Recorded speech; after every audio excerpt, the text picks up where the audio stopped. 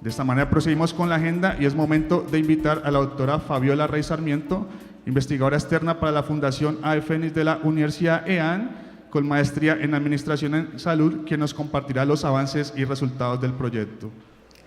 Creo que este es un espacio en el que de manera particular nos vamos a poder encontrar, no solo porque quienes nos acompañan hoy han participado también en muchos de los diálogos municipales, sino porque este proceso ha sido un proceso que ha sido construido en doble vía y ha sido muy interesante para mí personalmente como investigadora poder tener la capacidad y a veces tener que pedir sabiduría adicional para sistematizar y traer todo el conocimiento que se recopiló en los diálogos municipales y luego en los diálogos subregionales y llevarlo a un documento técnico que nos permita articular las estrategias que surgen desde la población, las visiones territoriales con visiones departamentales y nacionales y poderlas articular luego, que es lo que esperamos poder hacer hoy, a unos planes municipales, departamentales e integral de drogas departamental.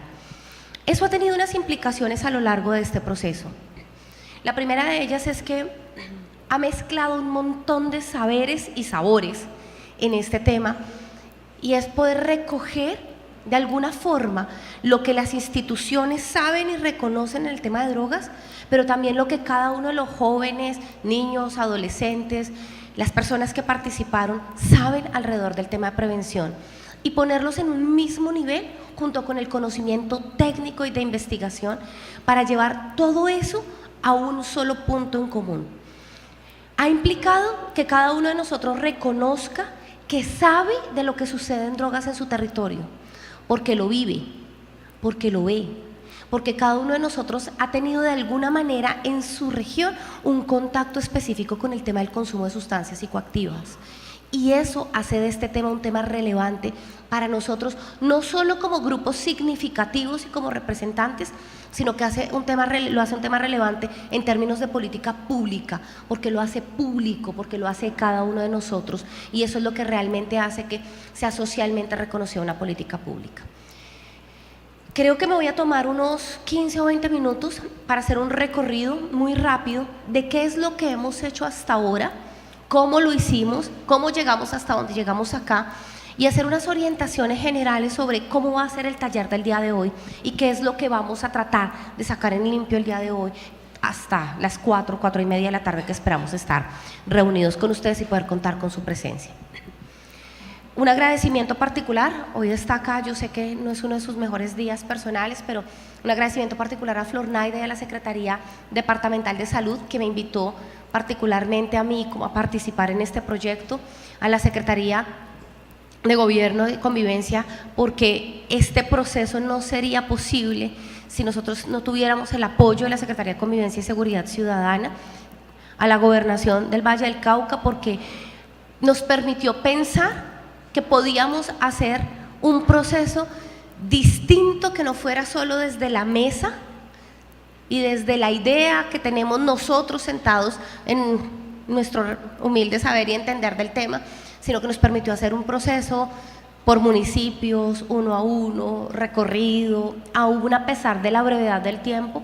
Y quiero hacerle un reconocimiento especial al equipo de trabajo que hoy nos acompaña de Fundación AE Fénix, porque su esfuerzo, su dedicación, su trabajo implicó que finalmente pudiéramos entregar en términos de tiempo una cosa que fue absolutamente maratónica, que fue hacer casi 50 diálogos en 4 meses, estar en todos los municipios del Valle del Cauca de manera simultánea, recoger la información, sistematizarla y analizarla para entregar un producto técnico de investigación final.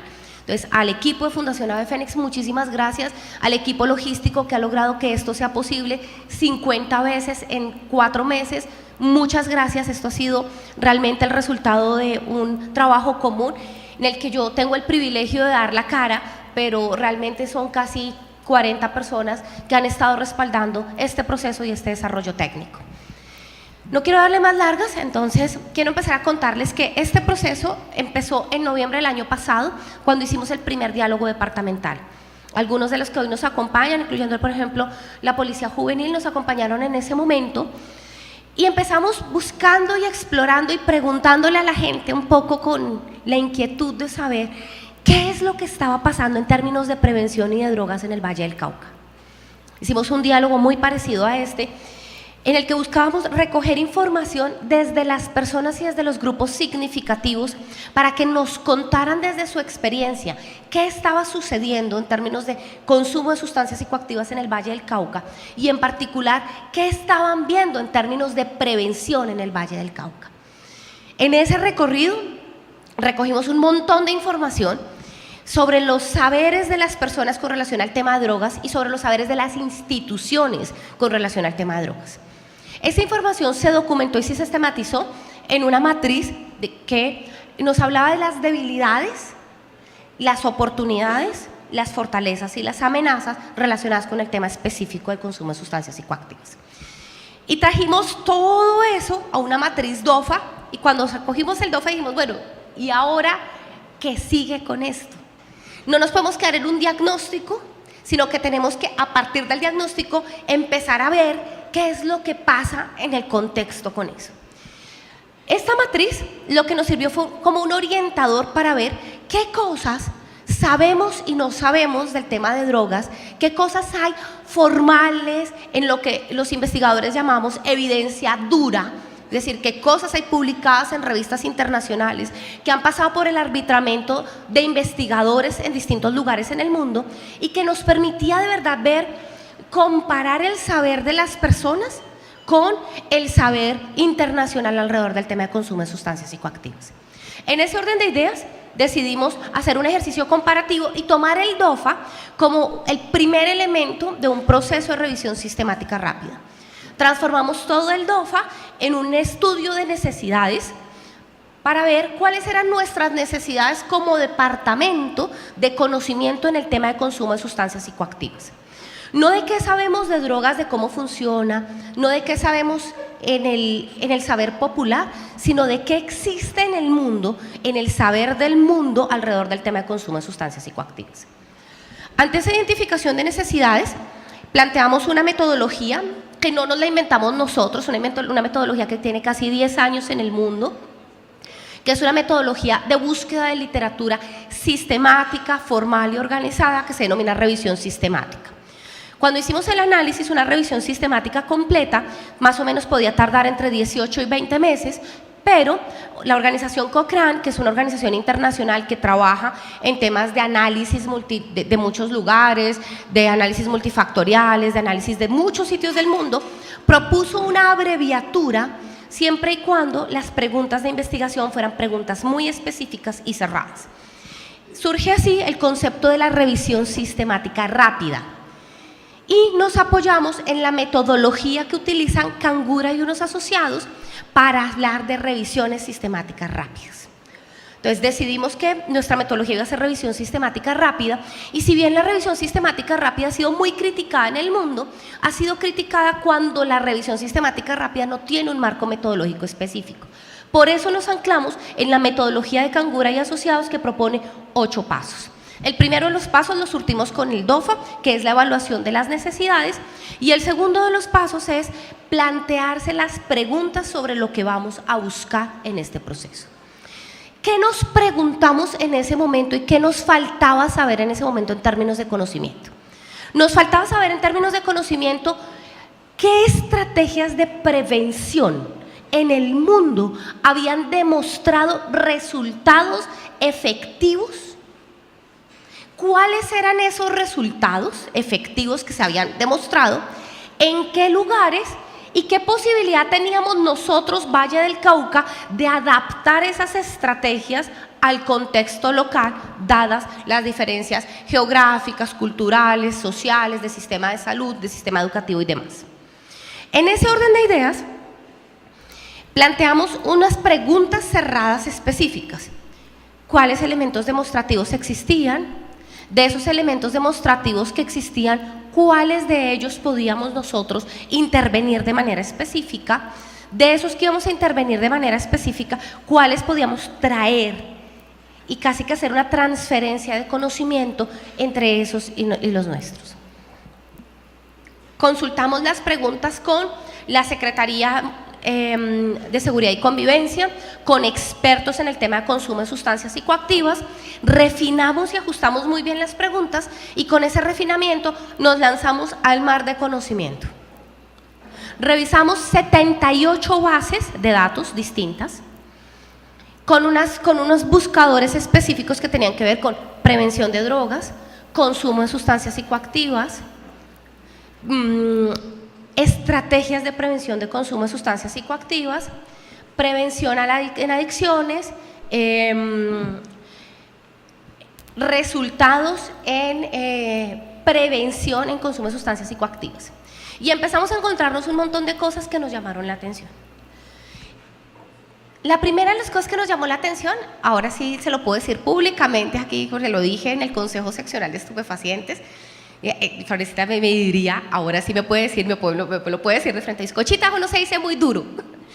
La primera cosa que nos llamó poderosísimamente la atención es que cuando hablábamos del tema de prevención de drogas en el mundo, había dos ítems que eran los menos referenciados en términos de sectores en el mundo, y uno de esos era salud. Y uno empieza a echarle números y pero a ver, buenas, ¿cómo así? Sí, habitualmente el tema de drogas, por lo menos en Colombia, ha sido una responsabilidad del sector salud y ha tenido una fuerza particular en el sector salud. Claro, porque el sector salud se hace responsable de, en Colombia, prevención, tratamiento, rehabilitación y demás. Pero en el mundo en general, las estrategias preventivas que están documentadas tienen la intervención de un montón de sectores distintos a salud. Y eso nos pareció una de las cosas más interesantes de la revisión sistemática rápida, porque nos obligaba a ver la perspectiva del tema de prevención de drogas ya no solo como una estrategia preventiva de un evento de salud que tiene que ver con el consumo de sustancias psicoactivas, sino que nos paraba a ver el tema del fenómeno de las drogas como un fenómeno integral, transsectorial, que además atraviesa momentos culturales específicos y que tiene que ver con la política de juventud, con el uso del deporte y con otras estrategias conexas. Cuando encontramos eso, empezamos a darnos cuenta que la revisión sistemática no solo nos iba a tomar más tiempo, sino que nos iba a arrojar unos resultados que iban a ser más interesantes. Estamos en el paso 3.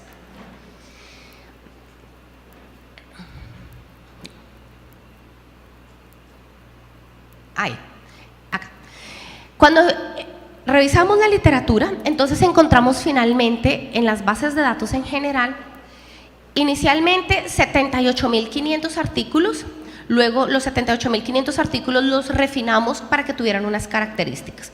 La primera es que todo lo que está acá publicado son bases de datos de lo que se denominan en investigación bases de datos indexadas. Es decir, bases de datos en las que la información que está contenida allí es una información válida científicamente. Luego filtramos por aquellas que estuvieran indexadas en tipo Scopus, y eso significaba que fueran Q1, Q2 o Q3. Entonces, la calidad en Scopus va de la más bajita en Q5 a la más alta en Q1. Escogimos la calidad de los 3 primeros tipos de investigaciones, y eso nos filtró otro montón de investigaciones, porque hay investigaciones que están publicadas en revistas buenas, pero que definitivamente no cumplían con el límite superior que estábamos estableciendo. La siguiente cosa que hicimos fue proponer que estas investigaciones tuvieran mínimo 3 características en la descripción interna del documento. Entonces, en este primer filtro nos quedaron 723. En la descripción interna del documento garantizamos mínimo, 1, que el documento describiera claramente la metodología con la que se había desarrollado el proceso. La segunda, que nos describiera claramente el tipo y el perfil de población, porque es que no es lo mismo hablar de Dinamarca que de Cundinamarca.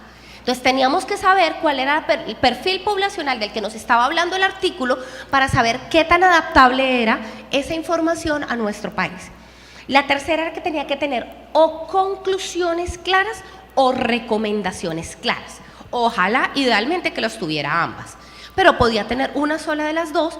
Y finalmente, con ese filtro, logramos encontrar 32 artículos que nos dieron la base para el proceso de revisión sistemática rápida. La siguiente. Con esos 32 artículos, ya hicimos toda la selección final de estudios y demás, y dijimos, bueno, aquí ya detectamos estos, seleccionamos estos. La siguiente.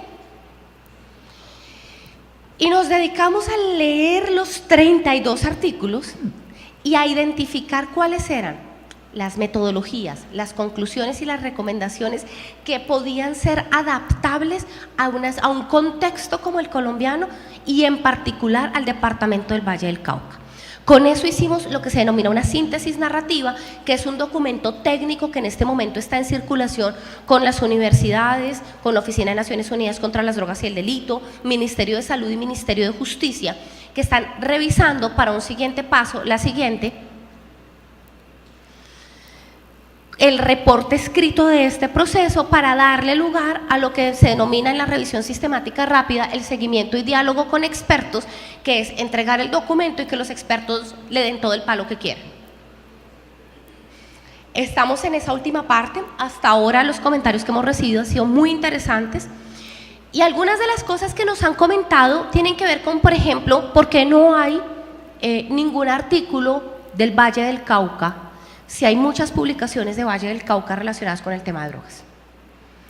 Entonces, la primera cosa que nos sucedió, que además luego hicimos la búsqueda específica porque nos llamó la atención, es identificar que si bien el Valle del Cauca tiene centros específicos de investigación en salud, las publicaciones que se han sacado con relación al tema, en su mayoría son literatura gris.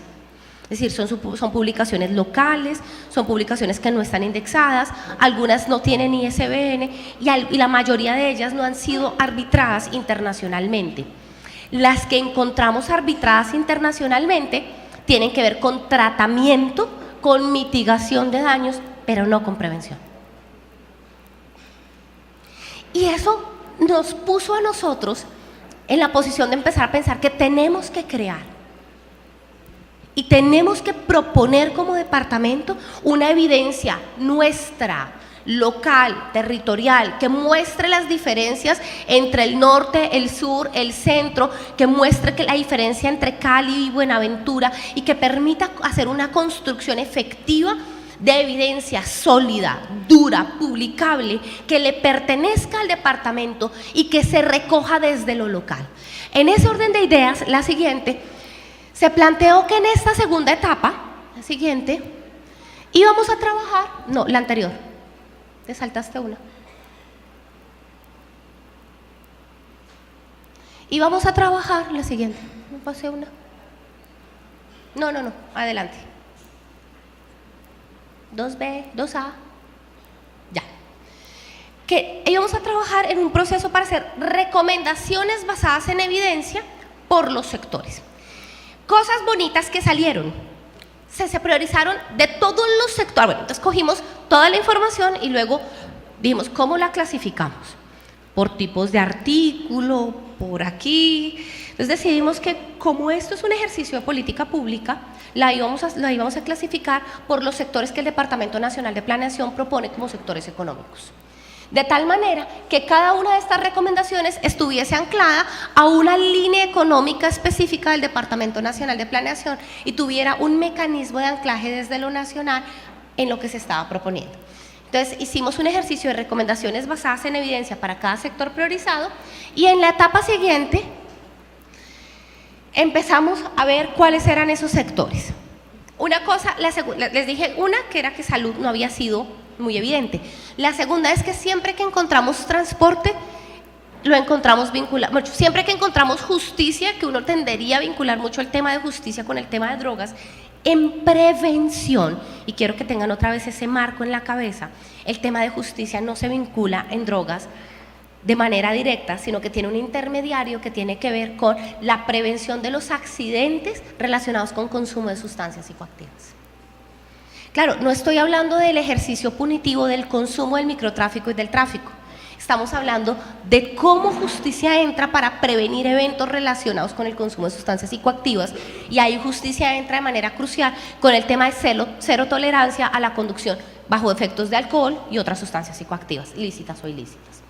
Entonces, nuestros 7 sectores priorizados fueron educación, cultura, desarrollo comunitario, fue el tercero y fue muy importante en términos de el tipo de artículos y los artículos que encontramos, fortalecimiento institucional, salud, deporte y justicia y transporte como un solo sector combinado.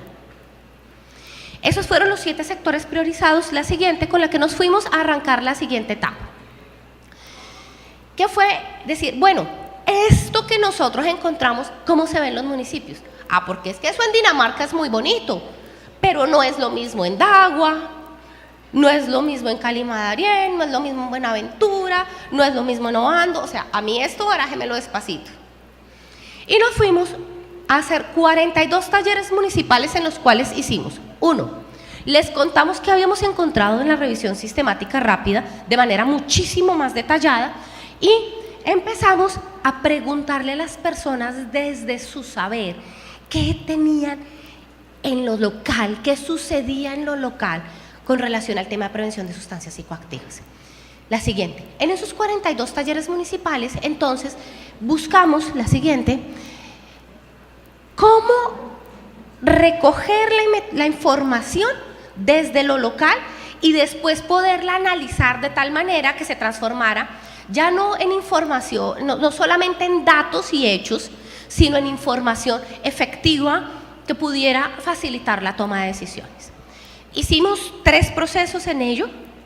El primero fue una cartografía social, en el que mapeamos y georreferenciamos a través de estas 7 categorías qué sucedía en cada uno de estos 7 sectores, y creamos un mapa adicional que fue un sector 8, en el que todo lo que no veía usted en los 7 primeros sectores lo podía poner allí, que no nos quedara por fuera la categoría del otros. Y además de eso, recogimos en audio las discusiones de cada uno de los subgrupos por los 42 municipios. Eso nos dio, mal contados, 294 audios para sistematizar. Y cada audio más o menos tenía una duración de 1 hora, hora y media, hora y 40 minutos, que nos sentamos y escuchamos pedacito por pedacito. Y los categorizamos recogiendo estos mismos elementos de los 7 sectores, y establecimos unas categorías con los investigadores a través de un software que se llama Atlas T, que nos permitía marcar los pedacitos en los que las personas iban hablando de desarrollo comunitario, de transporte, de justicia, de educación y de cultura. La siguiente. Con eso hicimos todo un proceso para analizar las redes de los 42 talleres municipales, sistematizarlos y encontrar unas redes de asociación. La siguiente. Sacamos 3 resultados. 1, unas redes de conexiones entre códigos, es decir, qué cosas conectamos nosotros en cada municipio que hacen que sea relevante o que se mejore o se disminuya la prevención del consumo de sustancias psicoactivas. Si yo hablo de desarrollo comunitario, tengo que hablar de trabajo intersectorial, tengo que hablar de educación, tengo que hablar de qué cosas tengo que hablar y cómo se conectan a partir del discurso de cada una de las personas por cada uno de los 7 sectores. Es decir, la sistematización final me da a mí por municipio cuáles son las cosas más relevantes en cada uno de los 7 sectores según el discurso de todo el grupo de personas. Se escuchó todos los audios y se sistematizaron y se marcaron todos los audios por completo. La siguiente. El segundo producto fue un mapeo de qué existe hoy georreferenciado en términos de estrategias de caracterización de evidencia, en qué hay hoy en un mapa de cada uno de los municipios en términos de cartografía social. Y traslapamos los mapas para poder ver zonas de concentración, zonas de dispersión, zonas en las que no hay nada en el municipio y zonas en las que hay alto consumo pero bajas intervenciones, bajo consumo pero altas intervenciones y demás. Y traslapamos los 8 mapas para encontrar conexiones, diferencias, vacíos y demás. La siguiente, el tercer producto fue ya, en este momento tenemos los 42 informes municipales en donde se recogen las relaciones existentes, las interacciones de los sectores, las recomendaciones para la construcción de la estrategia departamental que reconoce las diferencias municipales de manera específica. La siguiente. Con eso empezamos además a ver que si bien lo municipal tenía un elemento muy importante, había unas conexiones que ya no eran municipales, sino que eran intermunicipales o subregionales, y que nos implicaba recoger las subregiones y tratar de entender esto ya no cómo hace el municipio solo, sino cómo hace el municipio en interacción en su contexto, en la subregión, para desarrollar estrategias de prevención de consumo de sustancias psicoactivas. La siguiente. Allí entonces se invitaron personas con capacidad de decisión, como alcaldes, secretarios de despacho, policía, sociedad civil organizada y otros sectores. Con la información que se recopiló, la siguiente, lo que buscamos fue, a través de apuestas de alianzas interinstitucionales e intermunicipales, que las personas con capacidad de decisión pudieran no solo ver el municipio, sino ver como municipio y como subregión qué instituciones tenían que conectarse para que las estrategias de prevención fueran efectivas, qué municipios tenían que interconectarse para que la subregión operara como una subregión preventiva en términos de sustancias psicoactivas, y poder identificar oportunidades de apoyo desde el departamento en términos de complementariedad de recursos para el desarrollo de las estrategias de prevención del consumo de sustancias psicoactivas. La siguiente. Esto nos daba a nosotros un bloque específico de recomendaciones para la mesogestión en el desarrollo de una estrategia departamental. ¿Qué hacemos en conjunto? Ya no en la microgestión municipal, no en la macro departamental, sino en ese intermedio que no tiene una constitución geopolítica clara, documentada, pero que sí funciona operativamente. Nosotros vamos, yo pregunto acá quiénes son los del norte, y yo sé que aquí digo, ¿cuáles son los municipios del norte? Y me levantan la mano los que se consideran municipios del norte. ¿Cuáles son los municipios del sur? Y tú, estos son los municipios del sur. Aun cuando no exista una división política específica que me los caracterice, si hay una división cultural y social que agrupa a esos municipios y que tiene un nivel de mesogestión que era crucial trabajar en ese momento. La siguiente. Con toda esa información llegamos a esta etapa 5. Construimos una propuesta. ¿Cómo construir una propuesta? Desde la mesa. Ayer hablábamos y me decía, pero ya acabamos. Y le decía, no, nos falta todavía recoger el último pedazo. Y el último pedazo tiene que ver con lo que vamos a hacer hoy. La siguiente, ¿cómo enlazamos? ¿Cómo articulamos las líneas de política que surgieron en lo municipal con los planes de desarrollo municipales? En lo departamental con el plan de desarrollo departamental. Y en lo subregional, con el Plan Integral Departamental de Drogas, que nos permita reconocernos a nosotros como subregión en elementos identitarios, administrativos, existentes, pertenecientes al gobierno departamental o local, y que permita efectivamente anclar estrategias de política pública de prevención a estrategias ya existentes como el Plan Departamental de Desarrollo, que tiene fuerza de ordenanza y que nos va a permitir además tener una fuerza financiera que apalanque y apoye la construcción de las estrategias propuestas. El día de hoy nos vamos a dedicar entre todos a leer y a revisar nuestros planes departamental de integral de drogas, el plan departamental de desarrollo y los planes municipales, y encontrar esos puntos de conexión que pueden ser invisibles hoy y hacerlos visibles por equipos para ver cómo estas recomendaciones que surgieron de lo local se anclan efectivamente a la política departamental y hacer de esto, de nosotros, una construcción de abajo hacia arriba de política pública.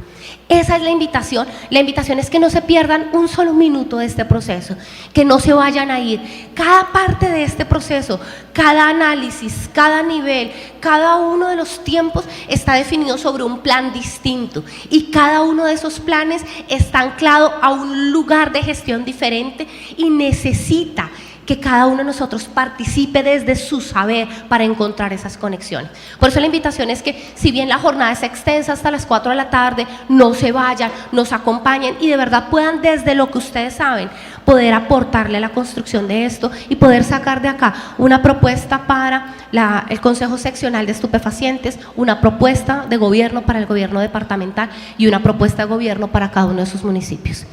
Por lo que han hecho hasta ahora y por lo que vamos a hacer esta tarde entre todos, muchas gracias.